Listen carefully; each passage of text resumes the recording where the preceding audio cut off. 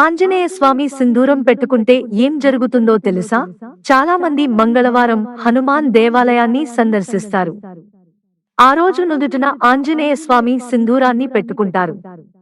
అయితే ఆంజనేయ స్వామి సింధూరాన్ని నుదిటిన పెట్టుకుంటే ఏం జరుగుతుందో తెలుసా? ఎవరింట్లో అయినా నిత్యం కలహాలు జరిగితే వాళ్ళు ప్రతిరోజు నుదిటిన సింధూరం పెట్టుకోవాలి. అప్పుడు దాంపత్య జీవితంలో ఉన్న సమస్యలన్నీ తొలగిపోతాయి.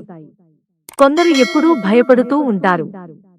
ఇంట్లోనూ అశాంతి ఉంటుంది.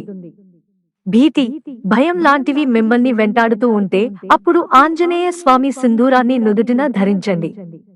మీ భయాలన్నీ తొలగిపోతాయి. ఇక విద్యార్థులు పరీక్ష సమయంలో హనుమాన్ టెంపుల్ కు వెళ్లి నుదుట సింధూరం పెట్టుకుంటే పరీక్ష సమయంలో చదివినవి అన్నీ గుర్తుంటాయి. పరీక్షను బాగా రాస్తారు.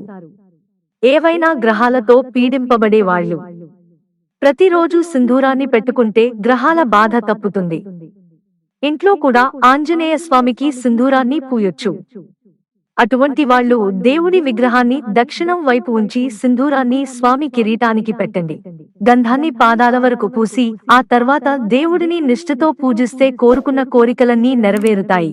కొందరి ఇంట్లో భార్యాభర్తలు, పిల్లల మధ్య సరైన సఖ్యత ఉండదు. ఇంట్లో ఎప్పుడూ గొడవలు జరుగుతూ ఉంటాయి. అటువంటి వాళ్ళు ఖచ్చితంగా సింధూరం పెట్టుకుంటే గొడవలు తగ్గుతాయి.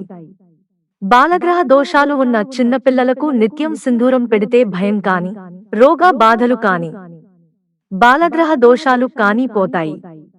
భయం, భీతి, రోగ బాధలు ఏవీ దరిచేరవు. పిల్లలు ఆరోగ్యంగా ఉంటారు.